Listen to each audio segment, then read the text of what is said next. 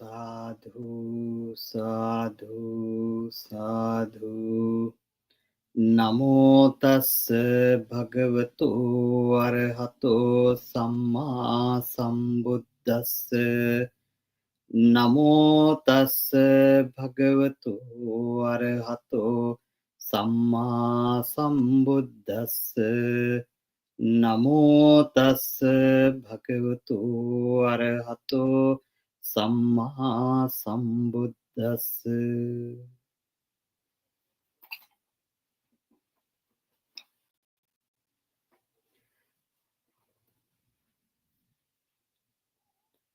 Dear friends in Dhamma,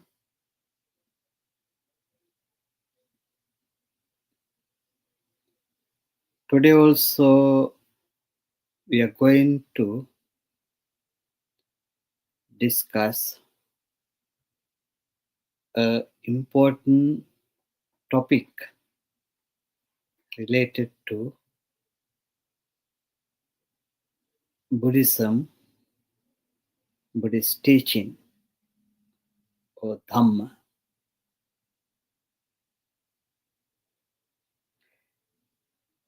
The last session, after the last session, some people ask some questions.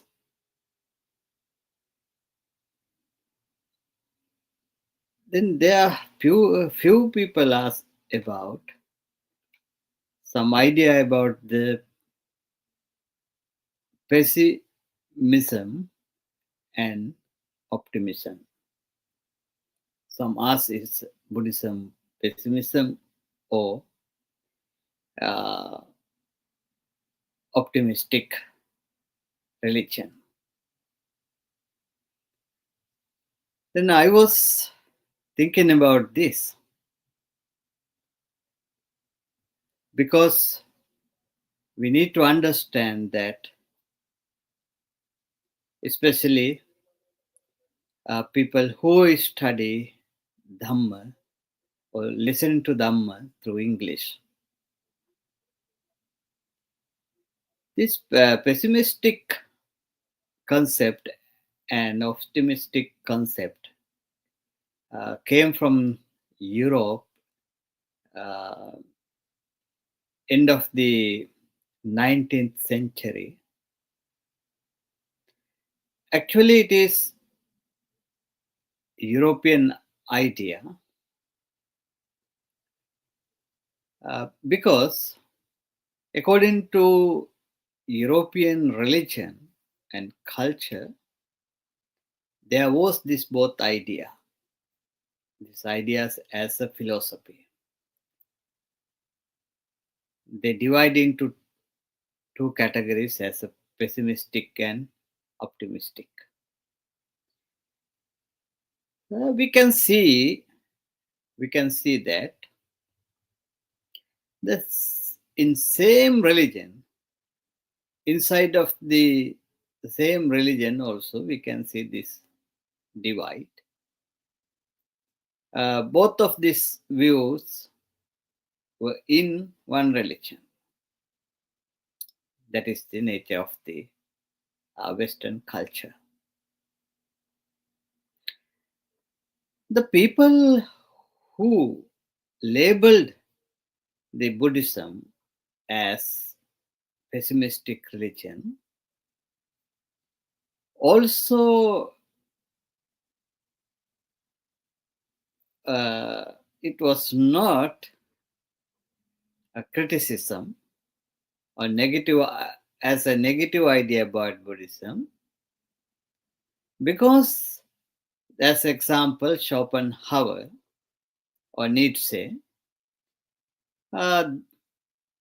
those philosophers, they were in pessimistic idea and they were friendly to Buddhist teaching. Therefore, they wanted to improve their concepts, their ideas with Buddhism. That is why they labeled Buddhism as pessimistic. Because there was the cultural, political, and historical background for that in Europe. What is that? In, in Europe, especially that was the Victorian period, it is famous concept in history. They wanted to, according to that period, the normally ordinary society, they wanted to achieve everything. They wanted to enjoy the life. They wanted to overcome all of the difficulties in life, and they wanted to happy, joyful life. For that, they thought it is the development, that is the improvement, that is the evolution in human life. Therefore, we have to challenge to all of those difficulties in life. That was the trend in the society those days. But some philosophers like Schopenhauer or Nietzsche, they said these difficulties are in life. We cannot overcome them, but we have to survive and we have to face to them. That was their idea. Then why they recognize Buddhism as pessimistic? Because according to Four Noble Truth,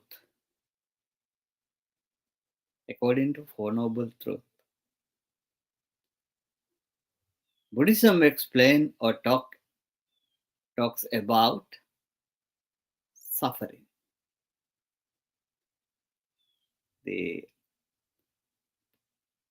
At the beginning, I like to use that word suffering because that is the word given by European scholars for the dukkha arya satya.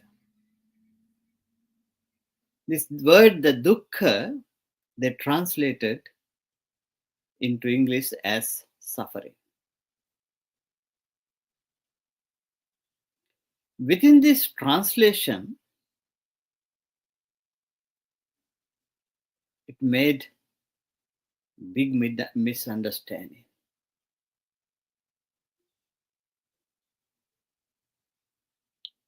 Because with this word in English,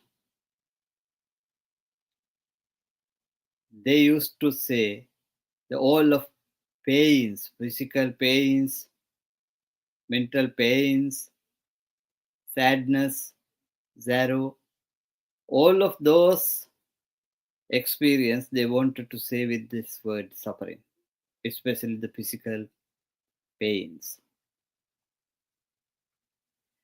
Then, when they translate this word into English as a suffering, then they understood, oh, this religion talking about this suffering, with what we experience, what we see in society, all of the pains. Then, world is suffering, life is suffering. There is no anything to enjoy. Then, if it is the explanation, yes, it is pessimistic idea. If it is the explanation, then it is pessimistic idea. I was thinking about this. Normally, the Buddhist people who are living in Buddhist countries, traditionally Buddhist, the people who are Buddhist by the birth and who practice Buddhism, they also talking about this dukkha. I have listened to them to actually to understand this. They also talking about something, a pessimistic idea. Dukkha. The Sinhalese word in Sri Lanka using this word dukkha. Dukkha, they use the as a dukkha. That is, when we listen to them, not only the Sinhalese people, I use that word because of the I have mostly experience with the Sri Lankan people because of the Sri Lanka is the place where I was born and lived and grown up. But I have experience with other Buddhist countries also, especially the South Asian Buddhist countries. When they talking about this, the first noble truth, dukkha satcha, or when they using about this word dukkha, they explain it is with the pessimistic idea or pessimistic feelings. That is another mistake. I think that emotion they have translated into English as suffering. This is the one reason the wrong understanding or misunderstanding about the dukkha satcha, a first noble truth. The misunderstanding about the first noble truth, or wrong attitude about the first noble truth. That is why it spread this wrong concept, pessimistic idea. Second one is renunciation.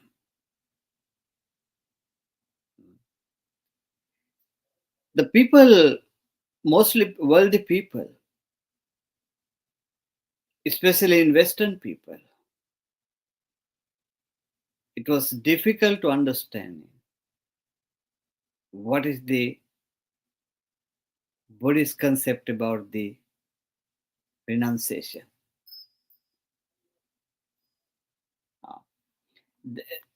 Therefore, these two concepts, the first one is the misunderstanding about the first noble truth and wrong attitude. And the second one is the wrong understanding about the renunciation.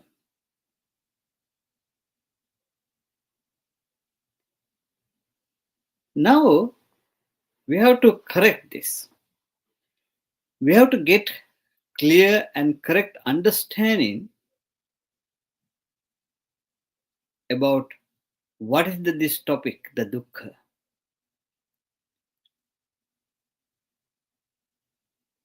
Dukkha is, there is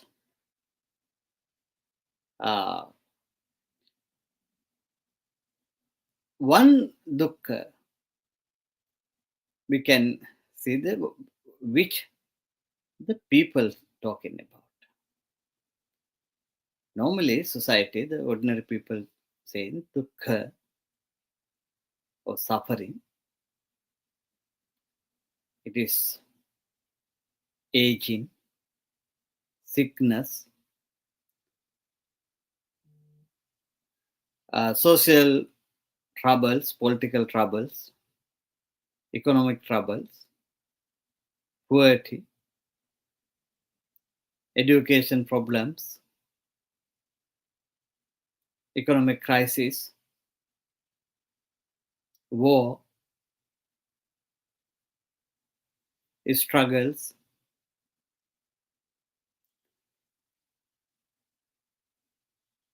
the political restlessness, natural disaster, pandemics. Those are the things normally society understanding as a suffering or dukkha.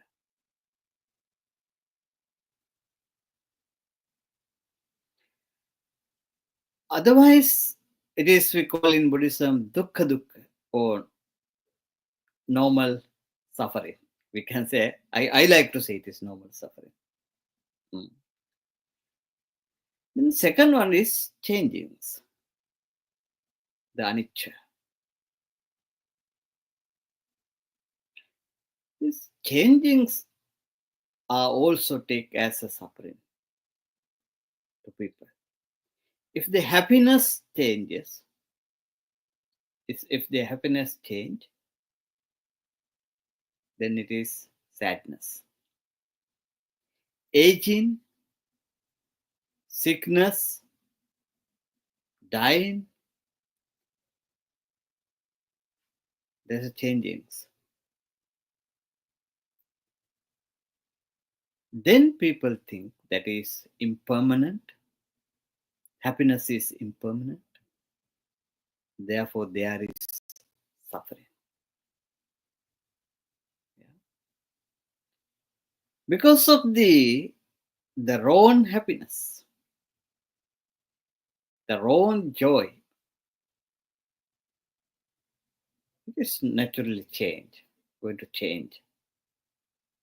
It is not impermanent. It is true. But the people get idea, the happiness, they recognize happiness as enjoy something. What they get from the five sense, what they experience within the five sense,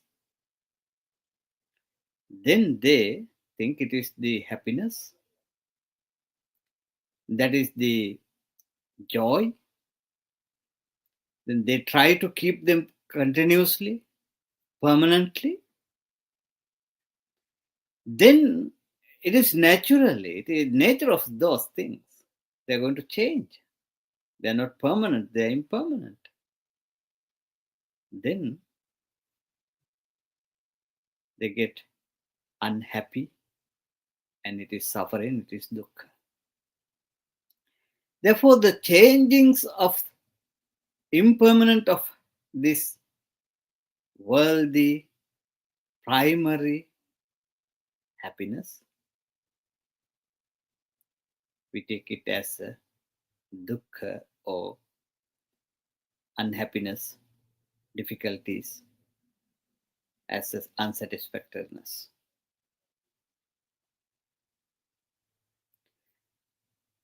But there is what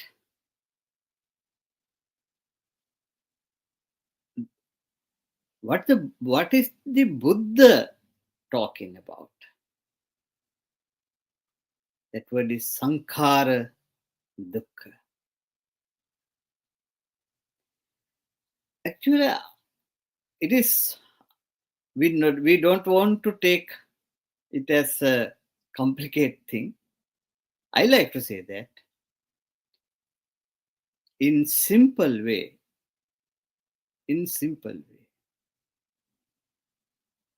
the mental unhealthiness,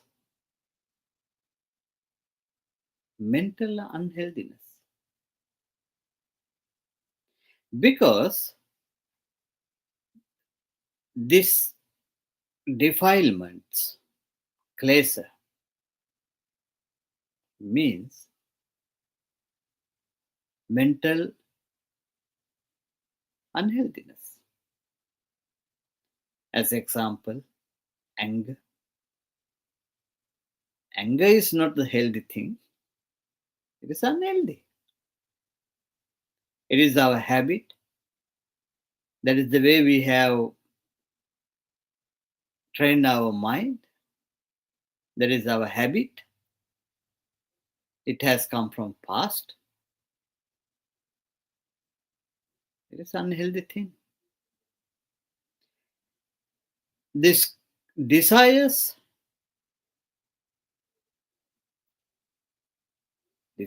and cravings also, that is not healthy mentality. It is not healthy mentality.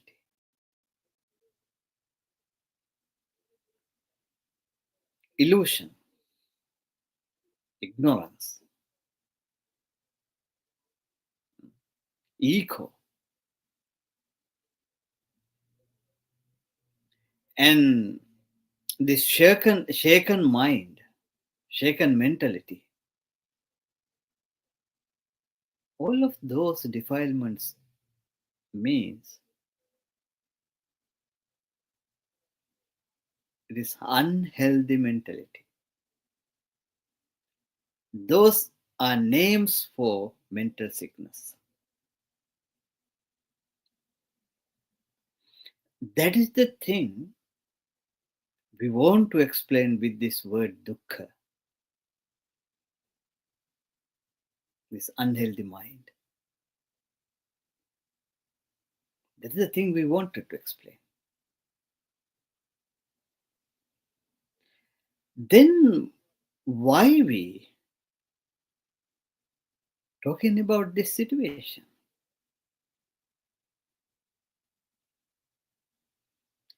Because if we healthy by mind, if we have the mental health, healthy mind or healthy mentality, then that is the real happiness. That is the real happiness. That is the real joy. It is permanent. It is permanent because of the, if any person remove all of defilement, if we make our mind as a healthy mind, pure and clear, whatever happen in the world, whatever happen in the world cannot make unhappy our mind. Whatever happen in the world. Therefore, that happiness, it is permanent.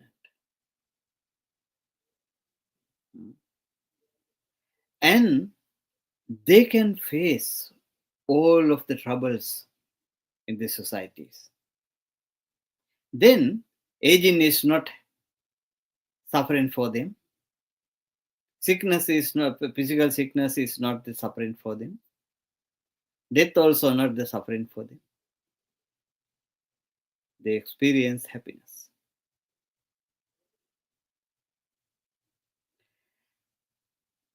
Therefore, Buddhism talking about this situation. Therefore, why we talking about dukkha? Because we need happiness. We need to make happy mind. We need to make happy mentality, healthy mind. Then second misunderstanding about the renunciation.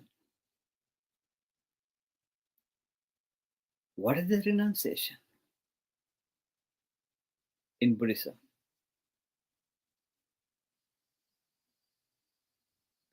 There is several renunciations we can practice.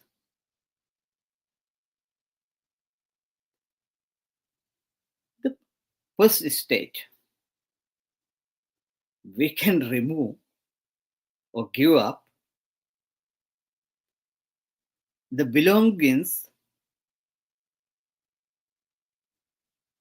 The belongings means the people, societies and uh, properties, which not necessary,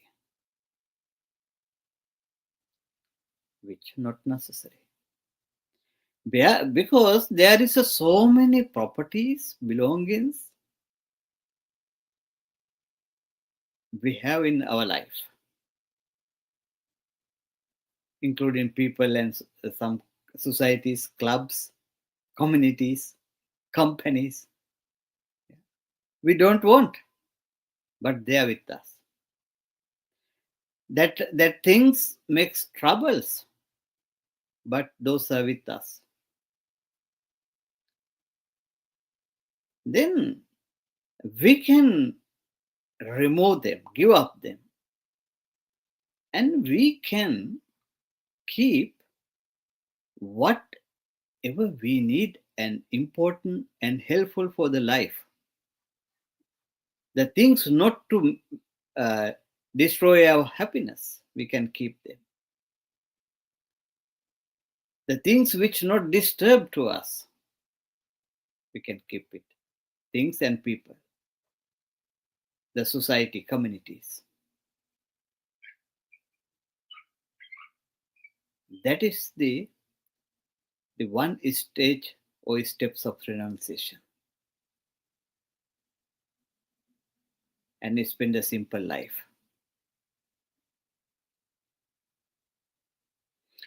The second one is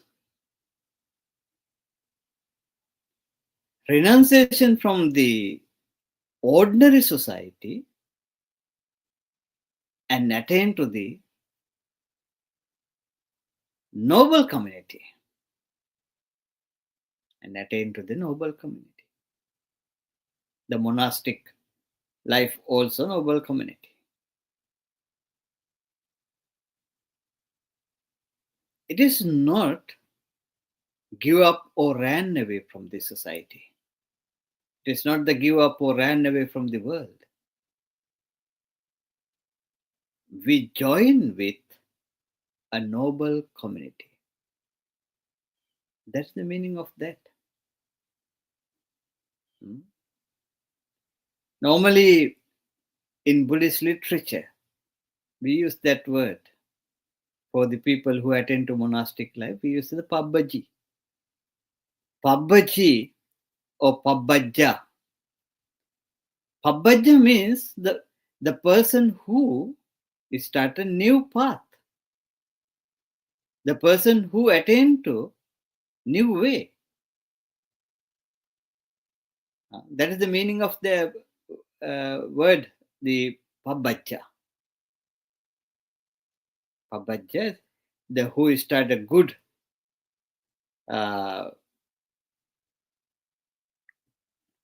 the who attain to the noble, good way or new way. Yeah, that is the meaning. It is not a negative idea. It is positive thing. Attain to the new path. Because of the all of the people, if there is a wrong ways, then the wise people, they start a new path. That is the meaning of renunciation, or abhinikkamana, or pabbajja. It is not the ran away from the challenges of ordinary normal life. The people who can face to the challenges, they are the people who attain to the monastic life. But the real renunciation also not that. Real renunciation is free from the defilement. Free from the defilement. To free from the defilement, we need to practice sila. Sila means the virtues. Then we need to practice samadhi, the peaceful mind. This word has translated into tranquility. Then we have to explain what is the meaning of tranquility and what is the meaning of the samadhi, peaceful mind, samadhi. And we have to practice wisdom.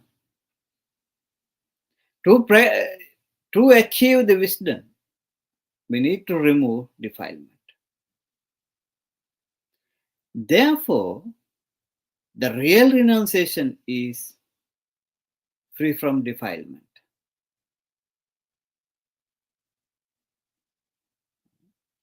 Therefore, this renunciation concept is a development. It is positive thing. It is an evolution. Not only the revolution, but it is an evolution in human life. Then what has happened? This the first noble truth, the dukkha satya, has taken in with the misunderstanding, wrong attitude, wrong understanding, and this renunciation concept, the wrong understanding. Because of that, some people think Buddhism is pessimistic. Now you can understand, I think you got this idea why this wrong idea came. What is the meaning of this pessimistic idea? Uh, Therefore, we like to say Buddhism is not pessimistic, not optimistic. It is a kind of philosophical explanation. There is something, within those the concepts. They try to explain something with that. We can listen to that also. But Buddhism, it is not, we cannot explain with that concept of Buddhism. Therefore, I like to say Buddhism is realistic. Buddhism is realistic. Buddhism try to explain what is the real situation in the world, what is the real situation of the mind, what is the real situation of the human life, then how we can achieve the happiness and joy in the life, and what is the real happiness, what is the real joy, and what is the permanent happiness. So now I like to stop my explanation and I like to open it to the discussion.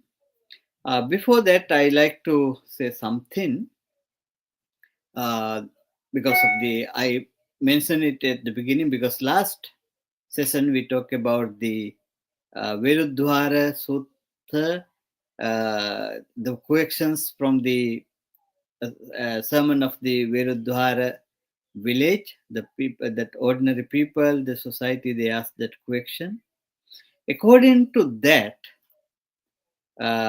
teachings also, we can understand what is the Buddha's idea about life, because those people, they ask, we are enjoy uh, our day-to-day life, we are businessmen, we uh, earn money, we have children and we have good family life, we are happy, we have luxury life. Then but we need to attain to a heavenly life after death.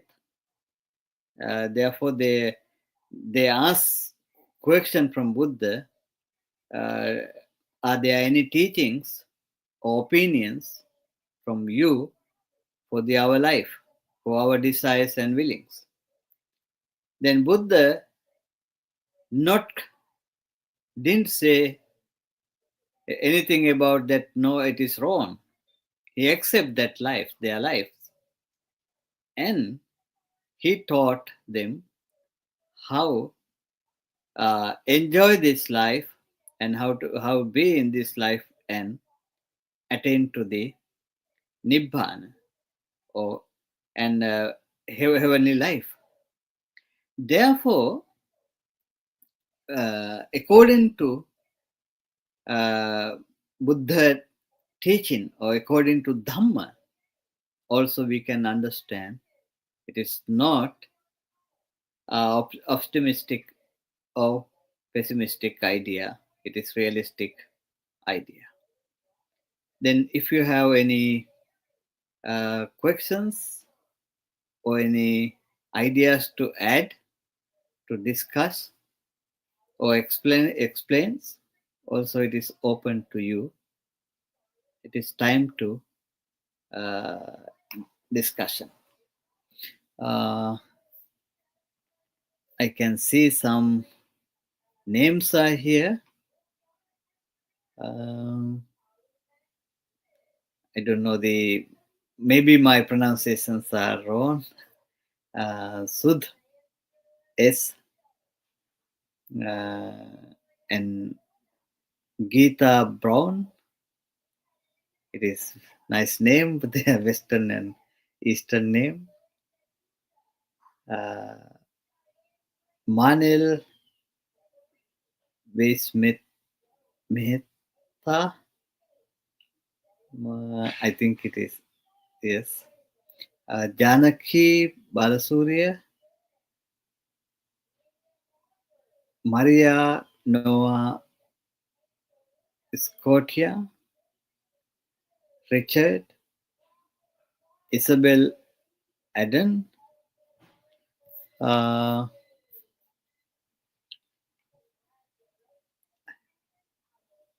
you all are welcome to the discussion, and you can ask any question related to today's topic.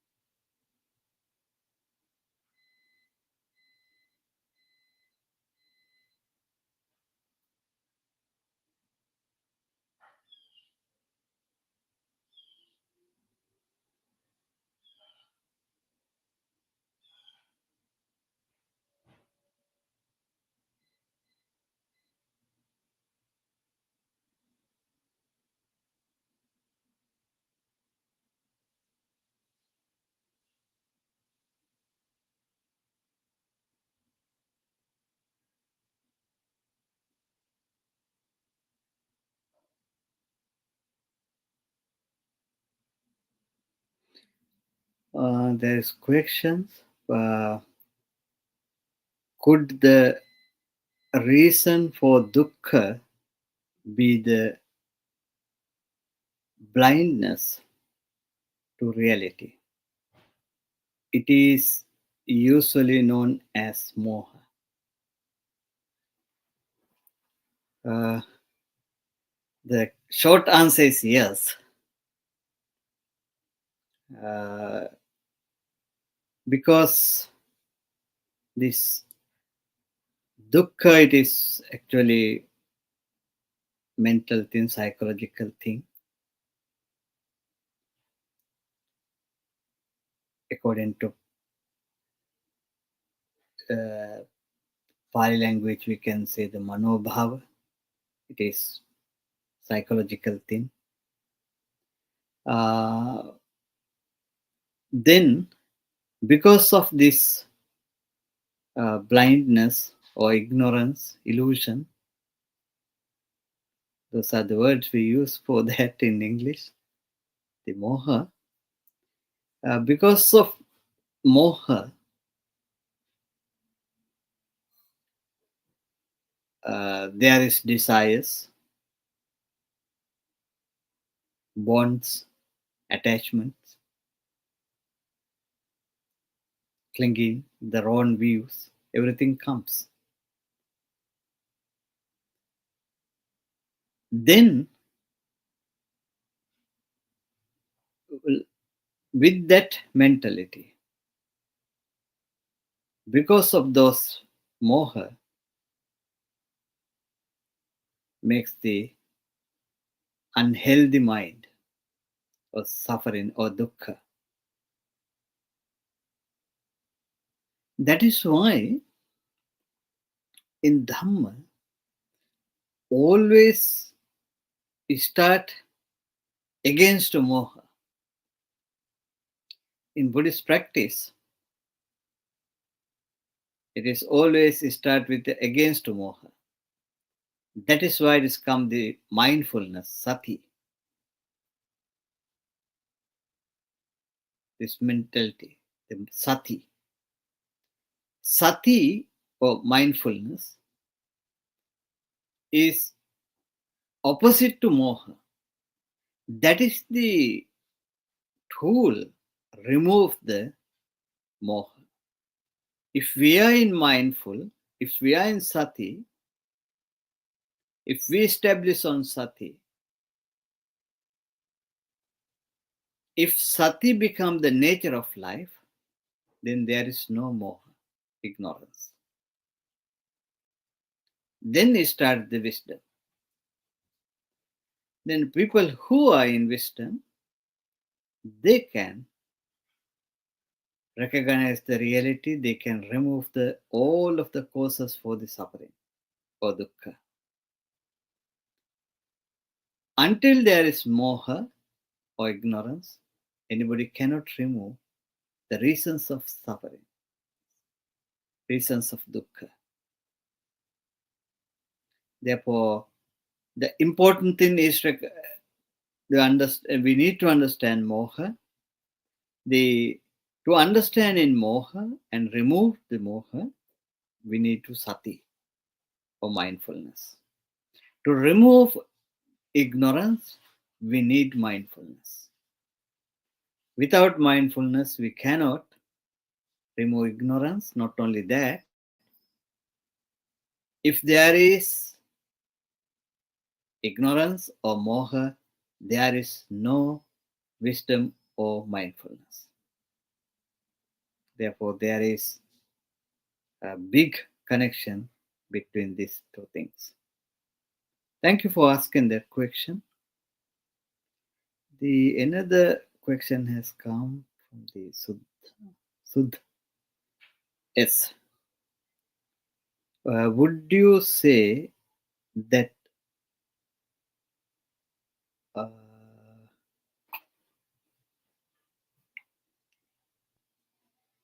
perhaps, or perhaps all Buddhism is it point to the problem and just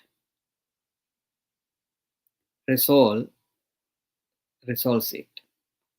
Not sure why one would get into pessimism versus optimism debates. Uh, this is the way Buddhism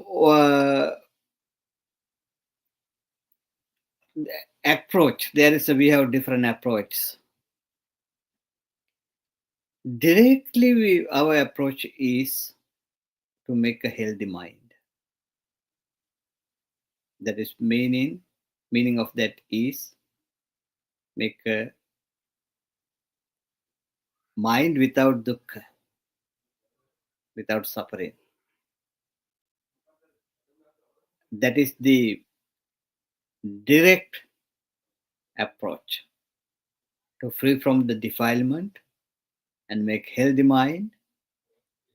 That is the nibbana. That is the nibbana talking about in Buddhism. And the other troubles or challenges in the society. Most of social societies, there is Buddha don't want to give an answer or opinion of for them. As example, political or economic thing, because these political things and economic things means a change. They are change, and they are always depend on the societies and the time and space. Th- Those are depend on the time and space. They are also impermanent. Otherwise, people sometimes they like to the uh, something today, but next day they like to change it. Therefore, it is not the permanent thing.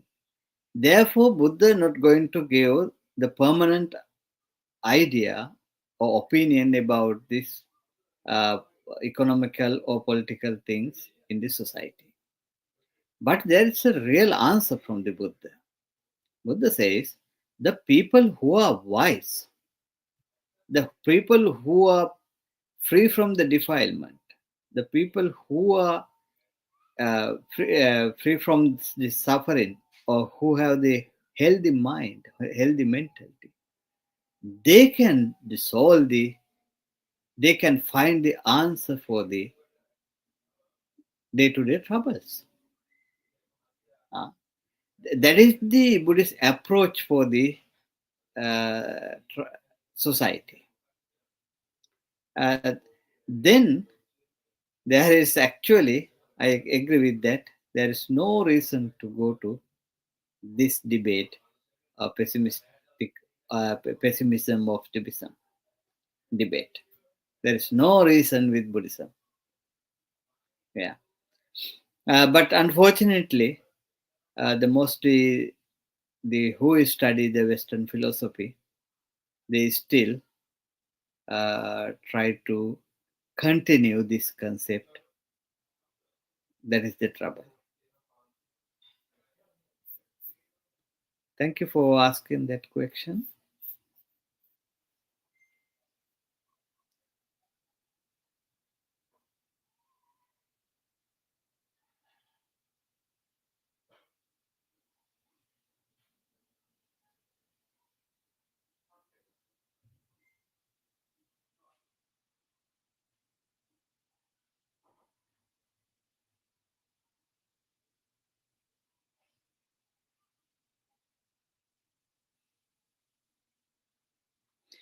Uh, I think there is no more questions or any idea or any opinion. I think you got the idea about this and you are happy with this.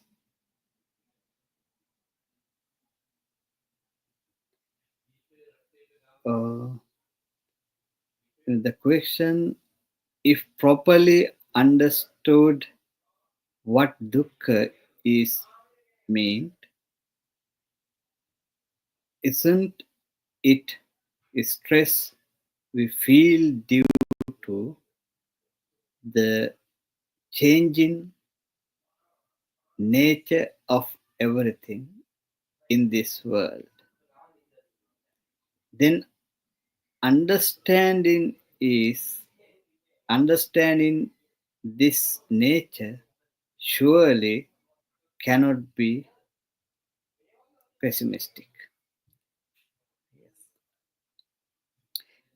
Actually, this uh, anicca or the impermanent,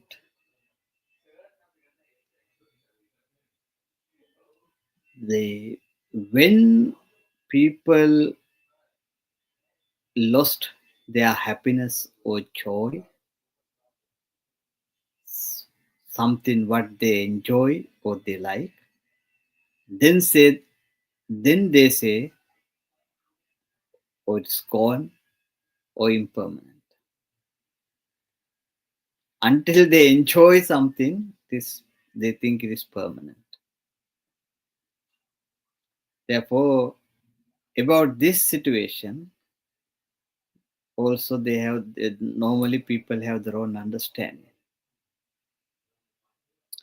But the people have, the people who have healthy mind, free mind, the people who remove the dukkha,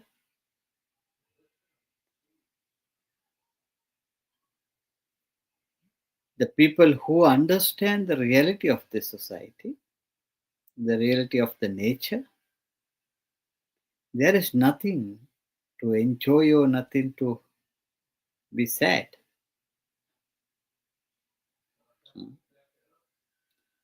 But they're always happy with the with mind.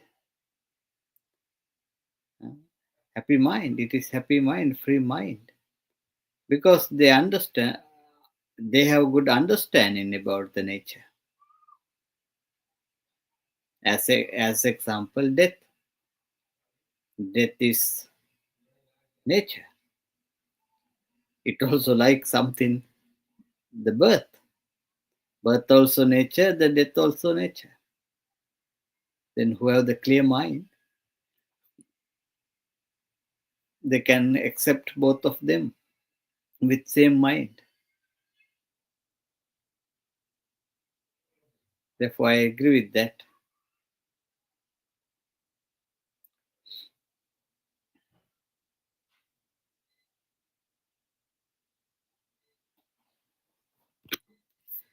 Then I'm happy. I have to thank all of you to participate this discussion, and thank you for listening and join to uh, the discussions. As well as I have to thanks to the Empty Cloud to organize this sessions, uh, because it is, we call the Dhamma Dana, giving Dhamma to society. That is meaning give the wisdom to society. That is the most important thing. According to the Dhamma, um, the eternal uh, donation is, it is this Dhamma donation or giving Dhamma is the eternal thing, ultimate thing. Therefore, I thanks to them to organize these things. So again, I thanks to you, and I like to bless to you for happy life, and I bless all of you to attain Nibbana and experience real happiness. Bhavatu Sabbha Mangalam Rakhantu Sabbha Devata Sabbha Buddhanubhavena Sabbha Dhammanubhavena Sabbha Sanghanubhavena Sada Sotti Bhavantu Te. Sukhi Bhavatu Nitya.